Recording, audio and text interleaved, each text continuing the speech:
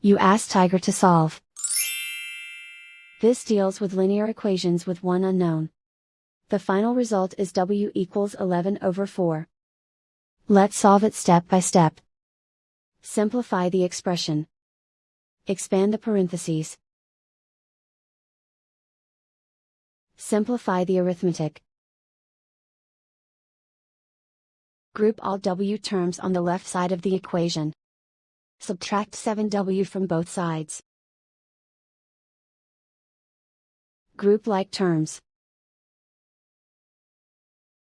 Simplify the arithmetic. Group like terms. Simplify the arithmetic. Group all constants on the right side of the equation. Subtract 3 from both sides. Simplify the arithmetic.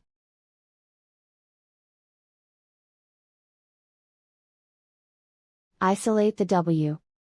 Divide both sides by -4. Cancel out the negatives. Simplify the fraction. Cancel out the negatives. And so the final result is w equals 11 over 4.